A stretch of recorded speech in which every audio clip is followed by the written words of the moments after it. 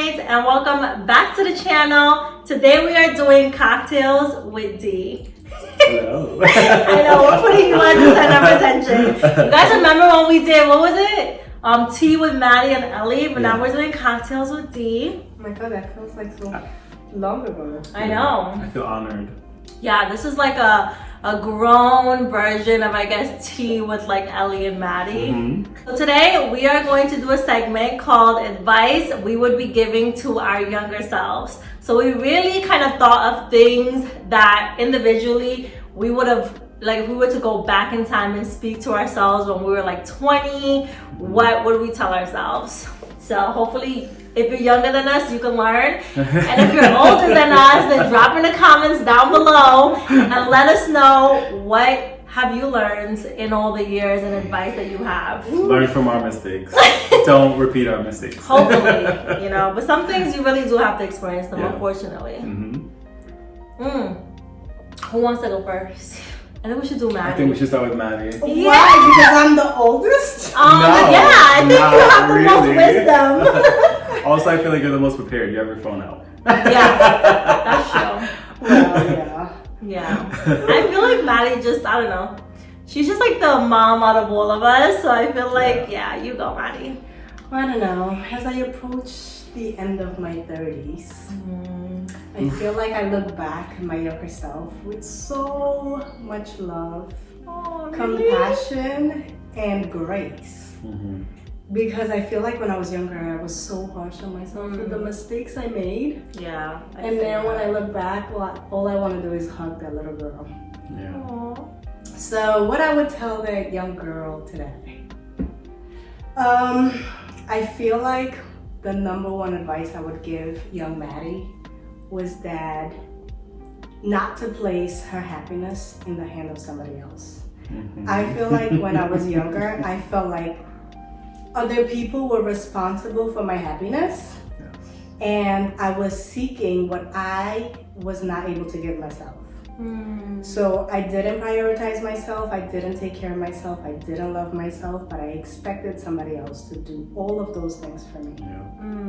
And like looking back on it, I feel like it was such a selfish ask, and that I wish I had given myself those things. Aww. That is so healing. Yeah, I agree. And I also think it's just like the way we're brought up, you know? Like I feel like we're brought up with like this idea that like there's a Prince Charming, he's gonna rescue you and complete you and all that kind of thing. So I think we go Disney. Right. I think we go into it just looking forward to like that person is gonna come in and make it all like better. Yeah, I think it's also like just a term like, you know, this person completes me. Like you think that they're your better half or your other half. Yeah. And, you know, I think as an adult, you learn that an adult relationship is two complete people coming together and not two separate halves coming together. So. Yeah, because I think the other side of that coin is that we make it our responsibility for other people's feelings too. So I think if everybody's just responsible for their own happiness and like well-being, then it removes so much pressure from each other. Because when we're younger, we're in a relationship, it's like, oh my God, like I have to take care of him, like I have to make him happy. But like we should come in already like in a good space so that we can just elevate each other and not really feel each other. Like, you know what I'm saying? So. You just stole one of mine, Maty. I know. Sorry. It's okay. That was such a good That was first a really one. good one. That was Good a really job, good Maty. Other people's happiness is not your responsibility. No. Do you want to follow up? Cheers. I feel like you should go next. Maty, sorry. I'm going to need you to like, this is the second time that she's done this, by the way. I don't know what she's talking The about. first time was when we first started. So, thanks. Bloopers maybe inserted afterwards. In the end, I'll insert Maty spilling the drinks on us. No bloopers. It's just juice, guys. I promise. Like, there's nothing in this. It's just tea. But yeah, so I definitely agree with you know, other people's happiness is not your responsibility. I learned that in very different stages of my life. When I was young, and it's the people pleaser in me. And so when I was younger, it was definitely family. It was mostly like for me, just personally, it was my parents. Like I wanted to please my parents. I wanted to be the perfect son, and you know, I didn't want to cause any trouble, and you know, et cetera, et cetera. So you know, I think that's what started it, and then that trickled into, you know, being in school and wanting to be the perfect student and not do anything wrong.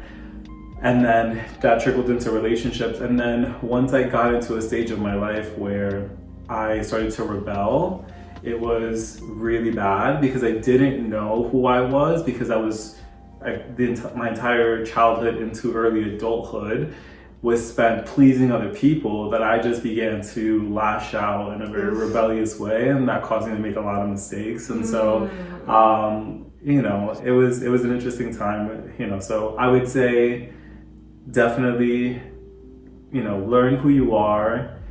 Try, and it's hard, especially when you're young, but you know, don't be influenced by friends, don't give into peer pressure, and then also remember that peer pressure can come from family, from friends, from relationships, from workplaces. It can come from anywhere. So just try to stay as true to yourself as possible, and you know, figure out what that looks like for yourself. Yeah, I love that. I do too. I feel like when we're growing up, like as children, as teenagers, I think it's almost like a sense of control, or like a delusion of control, where it's like, if we're nice, if we're good, if we do X, Y, and Z, if we're the best students, then we could control how people treat us and how they love us and how they view us and all these different things. And yeah, like being a people pleaser, it's almost like how it starts is you trying to control, right? Like everything,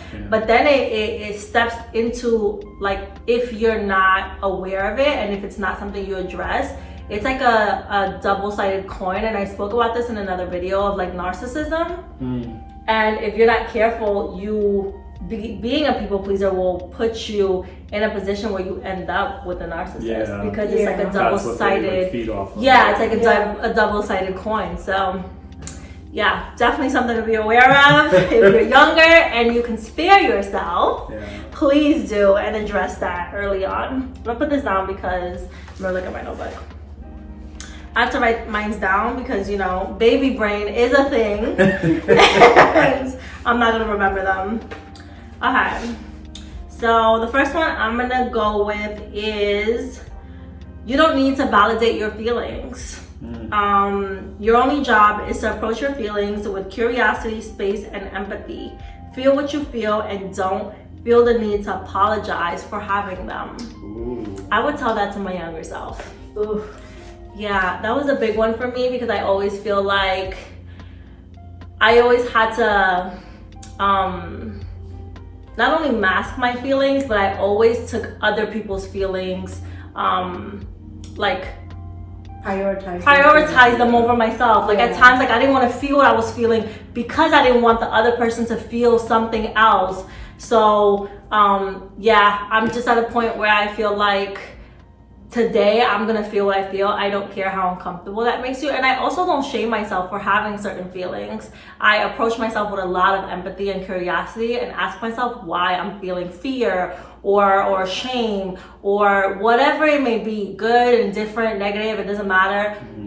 Like I realize, and I also used to like question myself and feel like, do I have the right to feel this feeling? Like it's almost like I would judge myself like off bat, in the sense of like, okay, like what is the validity of my feelings? Should I be feeling them? As opposed to approaching it with curiosity and asking why was I feeling it? And oftentimes that would cause me to even dismiss my own feelings. It's like, no, you don't have the right to feel this way. And that's not your job. Your job is not to be judgmental of your feelings, and don't allow anyone else to be judgmental of your feelings as well. Your job is to approach yourself with empathy and curiosity and find out your whys and why you're feeling that way, and embrace those feelings and learn to process those feelings. So yeah, if I could go back to my younger self, feel what you feel. Give yourself permission to feel. I was gonna say, have you ever been in a space where like other people have told you like, oh, like you're being too dramatic, or you shouldn't be feeling that way? And then like, what advice would you give to that person that's dealing with that? Like, would you, like, on how to like navigate that? Yeah, I feel like if someone is telling you that you're being dramatic, instead of listening to your feelings, I feel like that's just someone who is trying to undermine your feelings or dismiss your feelings. And that's not your problem. Like it's not your, like, don't make it your problem to try to explain your feelings to someone else. If they're hell-bent on not understanding you, and if they're not approaching you with curiosity and with empathy and trying to understand you, then it's not your business to try to make them understand. Your position with self is simply to do that, like, self-analysis. That is all. And give yourself permission to feel it. You don't need anyone else's permission to feel what you feel. Like, I feel like for me, being a mom of boys, it's also something I have to be very mindful, because I remember growing up back, you know, I feel like I'm so old. I was gonna say back in the day. But like, our parents were so like, you know, boys don't cry. Like, boys cannot, like, so we raised a generation of men that cannot show emotions. And it's like, we almost made it like, you know, that men had to mask their feelings. And they couldn't be sensitive, or they couldn't cry. And I just don't want to do that to my boys. Like, I want them to feel safe with whatever feelings it is that they're having. So it's something that as a mom I have to be so mindful. And like allowing my boys to like cry, be emotional, like be scared, like be happy, whatever feelings they're having, because I feel like it was something that our generation did not have. Like, we were not allowed to experience. And now we have like a world full of men that don't know how to control their feelings or show them.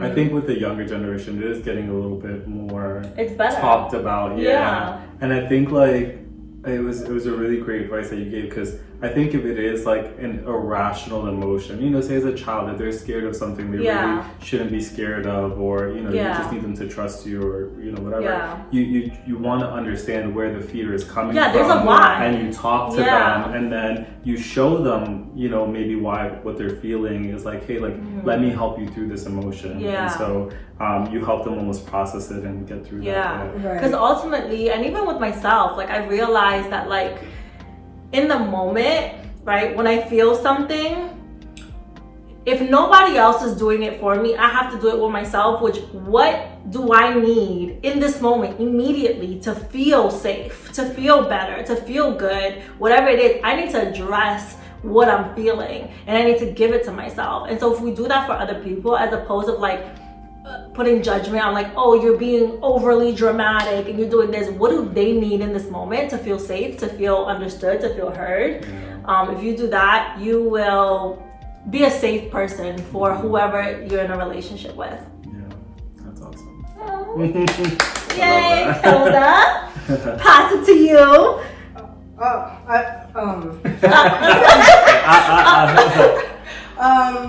Okay. I think another advice I would give to young Maty is to enjoy your youth.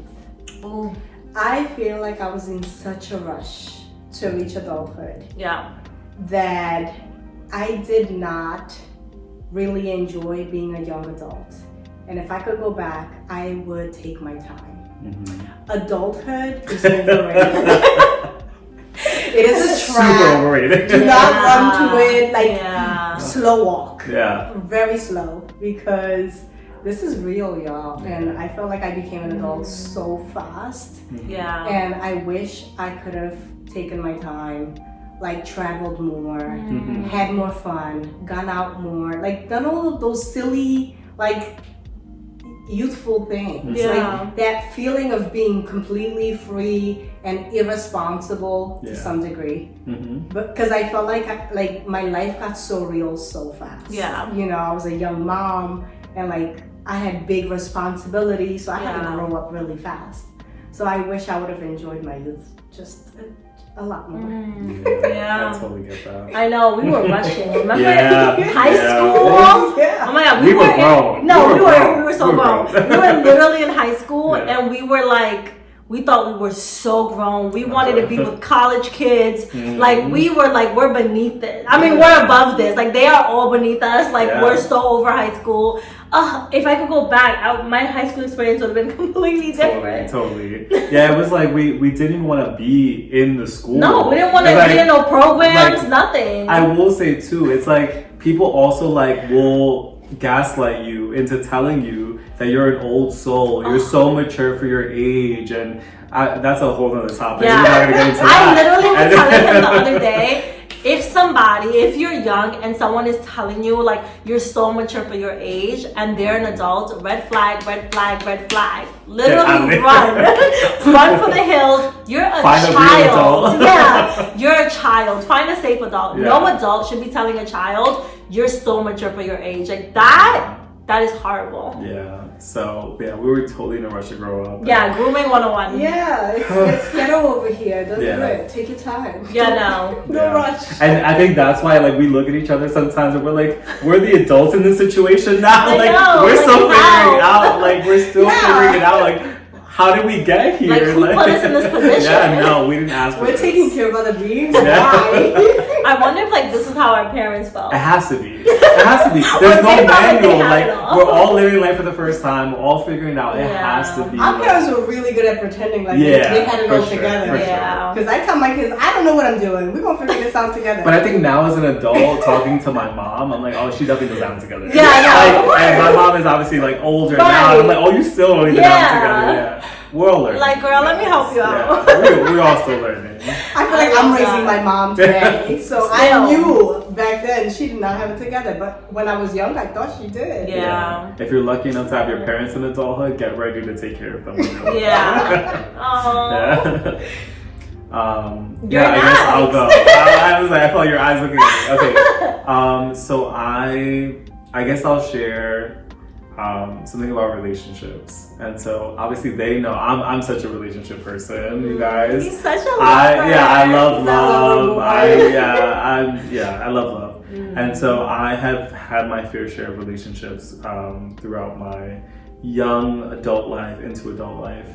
And one of the biggest learnings that I've had is learning when to walk away Ooh. from a relationship. Ooh, yeah, that one hits hard. Yeah. And so, and I've actually had that in different parts of my life too, but very specifically in relationships is where I think I learned it the hardest. And I think there were moments, again, because I do love and I love being in a relationship, I found myself sometimes trying to make puzzle pieces that don't belong fit together because I decided, I was like, this person is gonna be, that's it. Yeah. They're for me. And I'm regardless of what, what's going on, like, and you think like the bare minimum, right? They're not cheating and they're not doing this and they're not doing that. I'm like, guys, it's a bare, like, set your standards a little bit higher than I had when I was younger. And so, learning when to walk away and, have friends that are, close to you that you can talk to and family, people that will tell you the truth. Yeah. It's really hard to find friends that will tell you the truth when you don't want to hear it. Yeah. So, have people like that around you, talk to them. Or if you're somebody that processes things by yourself, take time alone, take time away. Because when you're wrapped up in it, it's really difficult to navigate sometimes. So yeah, learning when to walk away from So let me ask you a question because I feel like that right there is like such a hard one because like, we're told like, this generation is so quick to give up and you guys don't have no grit and then like, you gotta like stick it through and make it last. And how do you know when to stick it through like the hard times or like when it's worth staying and when like you should walk away, when to walk away? Yeah, I think the most simple way to put it is the reward is worth the work that you're putting in. And it shouldn't be more work than good times. It shouldn't be more bad times than good times. Also, what I've realized is if you are with a partner who cannot be self-aware, who is not willing to meet you halfway, who's not willing to work with you, Yeah. you also have to make sure that you are doing the same thing. Advice for you. Yeah. Be self-aware, look at yourself in the mirror, tell yourself the hard truth. Look at, we are our worst critics sometimes. Right. And that can be helpful, and sometimes in these situations. So, trust your gut, follow your intuition. I do think that relationships obviously require a lot of work, a lot of time, a lot of dedication. I think when you're younger, relationships are taken very frivolously. They're just, they come and go and they're, whatever. But, when you've spent years with somebody and there's a lot of investment there, I understand why it's sometimes hard to walk away. But, I do think that A, you have to trust your gut. B, you have to really look at your partner and make sure that they're going to be willing to work with you. Yeah. And also, it has to be worth the reward. You have to look at it long term and say, can I do this for the rest of my life? Yeah. Because there's always going to be compromise. It's Right. never going to be perfect. There's always going to be work to do, but can I do this for the rest of my life? I was going to ask Maty because Maty's the engaged one up in here. Yeah. So I think if I can add to the question Ellie asked, I think when people say stick it through, life is hard. Ooh.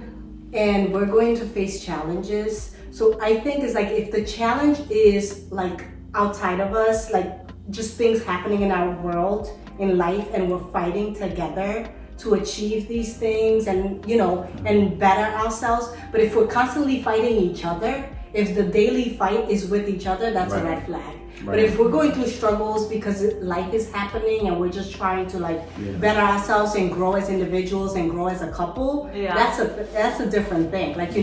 But if we're fighting each other and we're not in alignment and there's this constant tug and pull between us, then maybe we do not belong together. Because people think struggle, you're gonna struggle in your relationship. Yeah, that's true. But if we're constantly fighting each other, that's very telling. Yeah. And you know what I always said, when I was younger, I always said I can't do breaks. If we can't stick this out together, then we don't belong together, and that's that. Yeah. Especially when you're younger, I wholeheartedly believe that there are the right people at the wrong time. And sometimes you have to put a pause on certain things.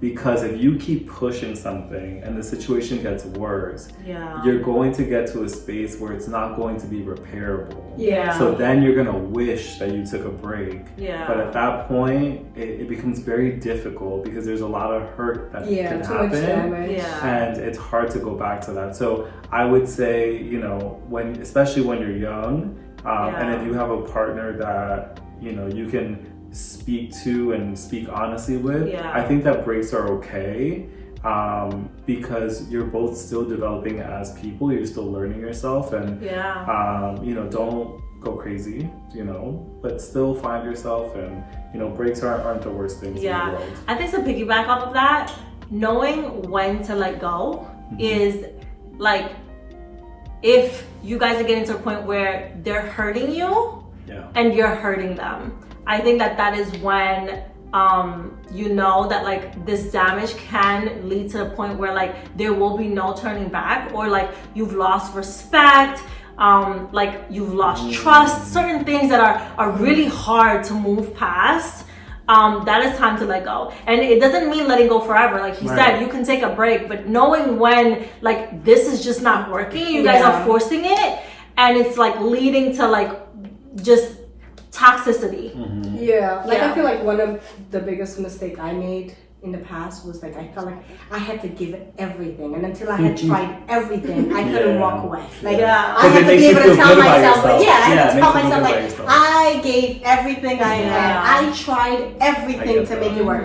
I didn't have to try all of that. I didn't I almost lost my life trying to save a relationship that was meant to break anyway. I didn't have to go all the way to that end. I could have given up a lot sooner, and I should have. But I had to feel better about myself and say I gave it everything. No, sweetie, you can quit. You want there is no prize. There is no prize. You don't have to go to the finish line. When you realize that person ain't for you, you can quit midway. It's okay. Oh my god, that's such a good one. have no problem. Relationships. Be careful, y'all. Yeah. I mean, you know, again, I love love, so go for it. Yeah. I think the risk is worth the reward for relationships, but they are a lot of work. Yeah. And, take your time. Yeah. Take your time. I think I'm gonna say love is not enough. It just isn't. However, love. Way to break my heart. I know. I love love. Oh my God. It's not enough. Sorry. But it is the base. Yeah. And that was big for me. And I think if I could go back, I would really have a conversation with myself where I truly grasped that like idea and that like reality, because I think I was so focused on like love and feelings and like forgetting all the other pillars that also must exist. Yeah. And I just relied on love. Like love will get us through. If nothing else, like there's still love. And it's like, no. Unfortunately, in order for it to be stable, you gotta build a whole bunch of other pillars. Yeah. But love does have to exist, because at the same time, if something doesn't start in like true genuine love and you try to build, it also lacks that base, that foundation. So anything you build over that is also bound to crack. Yeah, like you have to make sure that your values and your morals are in alignment. In addition to love, you have to make sure that you both have the same vision for the future if you're building a life together. If you just say you love each other, but one person wants to go this way and the other person wants to go that way, it's not going to work. So you have to make sure that your values and your vision for the future are in alignment for it to work, in addition to loving each other. Yeah. Mm-hmm. Yep. Yeah, it's a ton of work. I mean, obviously, like it sounds cliche, but communication is everything. You know, we are living in this world where there's a lot of things that take up our time, right? We have work, we have family, we have things that we have life occurrences that happen, and so you know, somebody who's gonna stick through it with you and it's gonna be able to be with you through those negative experiences, not just the good ones. It's easy to be with somebody when everything is okay. Show up, do the work, take the responsibility. Yeah. Yep. Absolutely. Tilda? Follow? Is it you? Yeah, it's me, I guess. Yeah. I'm always never ready. You're always ready. No, I feel like you're always ready. She's always ready. Advice I would have again, I think I would have told young me that it's okay to set boundaries. Mm-hmm. I feel like younger me was so afraid. I never wanted to piss people off or hurt people's feelings, that I tolerated, I didn't set my boundaries, I allowed people to disrespect me. Yeah. I disrespected my own boundaries. Yeah. And the thing that I failed to realize when I was younger is the boundaries are really for me. Yeah. I used to think that somebody else had to respect my boundaries. Right. But when I didn't set them and show them the line, of course they're gonna cross it. Yeah. So it was my responsibility to set them. I just assumed that, oh, they know me. They would just know that I don't want that done, or that I don't appreciate that. Yeah. But I had to set them. Yeah. So I almost similarly to like my happiness, I was depending on them to recognize my boundaries. Yeah. But I had failed to set them. Yeah. Or when they were crossed, I didn't show them the line. I didn't draw it in the sand. Right. I think that's like the hard thing about boundaries is that like people know like you have to set boundaries, right? And that's easy. Like don't do this, right? But then a lot of us are not prepared for like, well, what happens if they cross it? You know, then what? Then what do I do next? And you don't realize boundaries, it's really meant for you to stand on business. It comes with a consequence, and oftentimes the consequence is not punishment to the other person, right? You crossed me, now I'm gonna do X, Y, and Z. It's more so you crossed this line that I asked you not to, now I'm going to do X, Y, and Z. And oftentimes that feels like self-punishment, right? Because you love this person, and so you don't want to pull back, or you don't want to have to stand on business. That's painful, that's hurtful. And you feel it mostly because you're looked at as like the one that's making the steps ultimately, because you have to. It's your boundary. You're responsible for it. So like, if you do this, I will block you. That's something you have to stand on. You know what I mean? So it's like, boundaries, it's really all on you, and it's very painful because you expect it to be like on them, and you expect that like if they cross it, you make them suffer. No, you're gonna suffer actually. You have to stand on it, and that's painful. And sometimes people are gonna question your boundaries too. They may not cross it, but they'll question it. And you know, then that is a whole nother conversation that you also have to be prepared to have. Because depending on who the other person is, you know, I think it can be a really tough conversation. Yep. If you're not prepared to do what you said you were gonna do once they cross that boundary, it's not really a boundary. Like, you gotta be firm on the things that you say is not gonna happen, and you gotta follow through what you said you were going to do if they cross that boundary. And that is the hardest part, because sometimes it could be your mother that crosses that boundary. It can be, you know, your kid that crosses that boundary. It could be your partner that crosses that boundary, your friend. All of those are uncomfortable situations. It's easy to check somebody that's not so close to you, but when it's somebody that's close to you and you have to like make drastic changes for yourself, that is very difficult. So you have to sit with yourself and really like come to terms with what those boundaries are, and then what the action on your part will be if they cross it. But the hard part about boundaries when you're younger is that you have to know yourself. Like, you have to know what you want, what you need. You have to know what your boundaries are, and then how you're going to respect yourself. When it's crossed, like, what are you gonna do? Even if you don't know what you want, know what you don't want. How about that? That's good. If anything, in a boundary, because you're young, you don't know what you want, right? But you know what you don't want, and what you don't want, stand on that. And it's okay if it changes. It's not forever, you know. So I'm not as prepared as they are. However, one thing that I would tell my younger self is family is everything.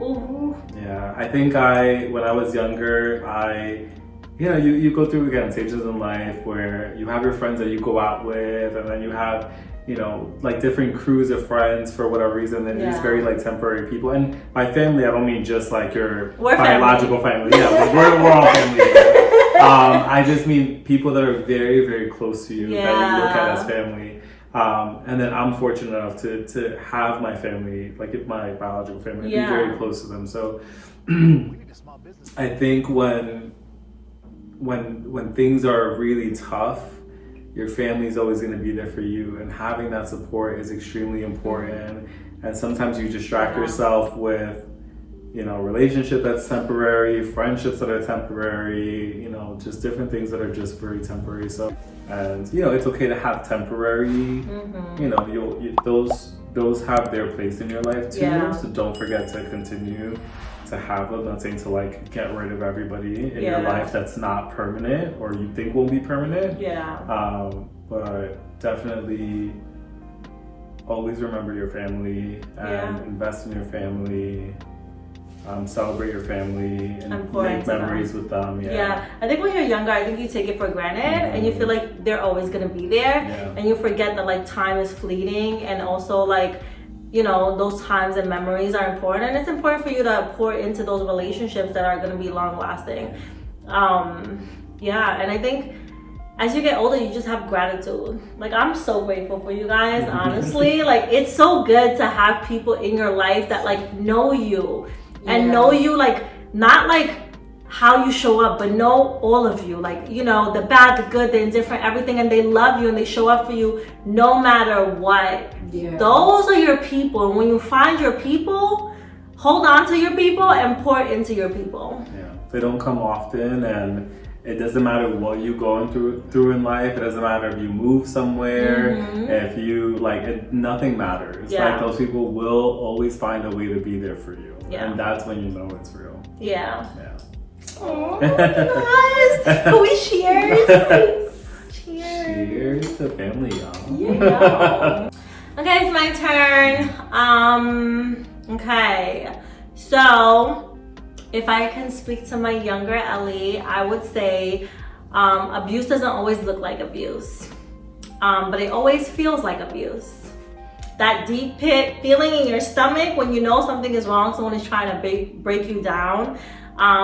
Like, I truly want you to know that, like, it starts slow, okay? If they hit an object or a wall, they will soon start hitting you. It's just a slippery slope, and you have to truly pay attention to that gut feeling. I think oftentimes, like, when we're experiencing certain things, there's just a lot of doubt. And there's a lot of gaslighting that you do to yourself because you're going off of like what you know it looks like, what you saw it looks like. And because it starts like so minuscule and like slow, you don't realize what's happening, right? Because they don't start with them like slapping you against the wall. No, it starts with like how they speak to you or undermining you or like other little things. And it might, like, you couldn't attach it to abuse, but like you had that feeling in the pit of your stomach that like, this hurts. This is horrible. This is like really hurting me bad. Trust your instinct. Yeah, and abuse is not just physical, right? So it's verbal, it's emotional, it's financial, financial. It's a lot of times it's about control, right? Yeah. Like, I think control a lot of times is at the basis of it. So you know, you shouldn't feel like you are under a microscope when it comes to your partner. Like, you shouldn't feel like you're gonna make a mistake or what are you gonna do wrong today. That you're gonna piss them off. I've had that feeling. Yeah. And so, you know, it's not abuse in the literal term that you would think about it. But it definitely can be a very slippery slope. And it doesn't look like, you know, the way that it's portrayed a lot of times in movies and stuff like that. I think it really ties to another advice that I had for myself, which is when someone shows you who they are, believe them the first time. Because I feel like oftentimes we make excuses for people. We're thinking they're having a bad day, or maybe I did something to really piss them off, and we excuse a lot of behavior and, like, you know, abuse because we thinking it's just one-off. But we should be more mindful. Ultimately, you're not responsible for somebody else's reaction. Right? Like, I feel like, so for example, I was explaining to both of them that like I experienced something in like one of my past relationships where like now in hindsight looking back, I can see this like where it started and like the small signs, but in the moment I couldn't necessarily pinpoint that like this, what's happening to me right now is abuse. So like we would go out, and every time we were out, he insisted that like I keep up with him. And like, this was not like, oh, you know, just I would like if you walked next to me. No, this was like, you need to be side by side with me. Like, you cannot fall behind, you cannot walk ahead, you need to be at my pace.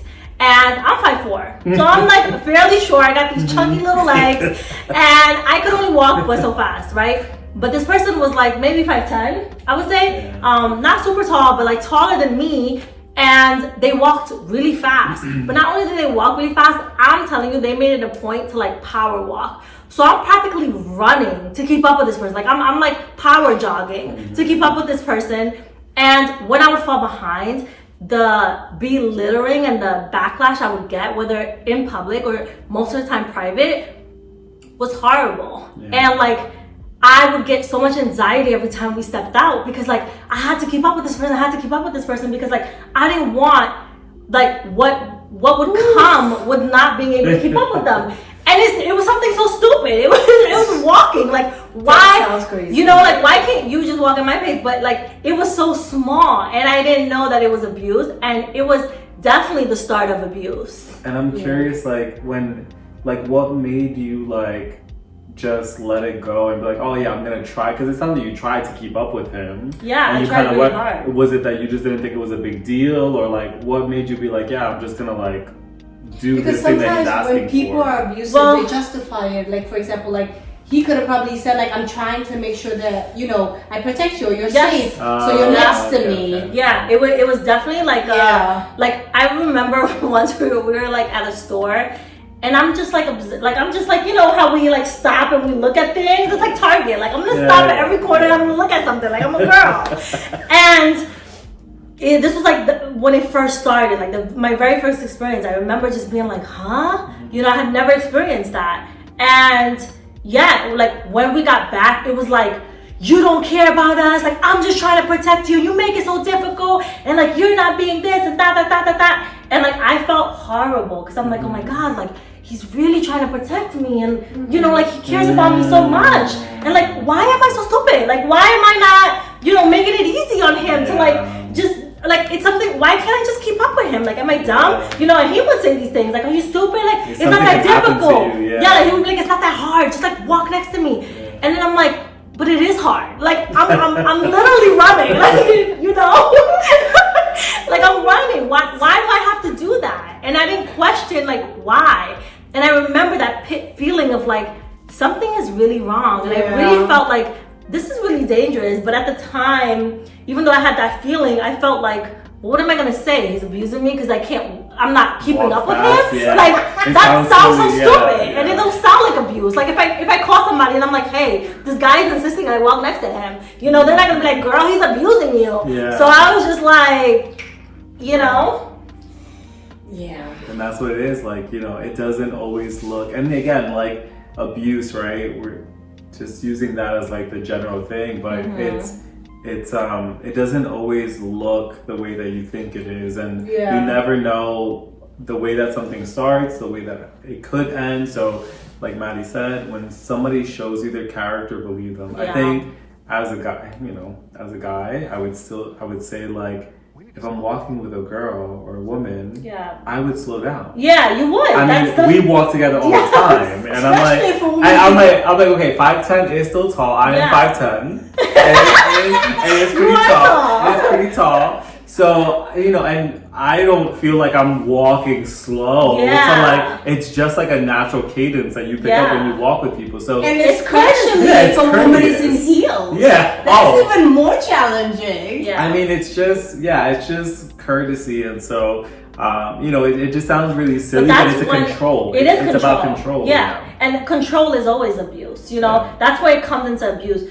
You could walk slower. You could go at my pace. That would actually be the easiest thing to do, as opposed to me having to run to be at your pace. But you're purposely doing it, and not only are you doing it, but you're doing it with this like I'm gonna lash out if you do not keep up with me. You know, there's like a consequence. Yeah. And that is where it's like, it's no longer just like something you guys don't agree on. Like now it's tipping into like that pit feeling of like you're in danger, so run for the hills. Yeah, no. I mean, it's tough. It's tough to identify sometimes. So, you know, just like you said, I think trusting your gut. Trusting your gut is really important. I don't think that you should ever be in a situation where you feel bad, you feel belittled, you don't feel like you're enough, you feel like you're making mistakes, you feel like you're walking on eggshells all the time. So if that's a pattern and you're feeling like that more oftentimes than not, I would say take a second look at that and surround yourself with people that love you and talk to them. Yeah, I agree. Agreed. Is that good? Should we wrap it up? Sure. I think so. I think it's gonna get really long. Yeah. It's gonna be like a 40-minute video. Salud. You guys did so good. Cheers. We did so good. You guys did great. All right, if only I can go back in time. Yes. Oh my God. No, I mean, I will say I'm grateful for the lessons. Yes. I'm grateful to have family like you guys.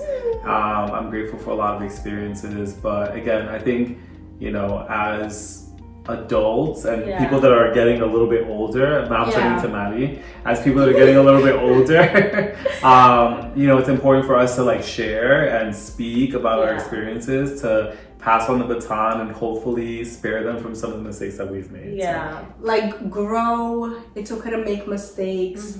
Yeah. Learn the lessons. Self-reflect. Self-reflect.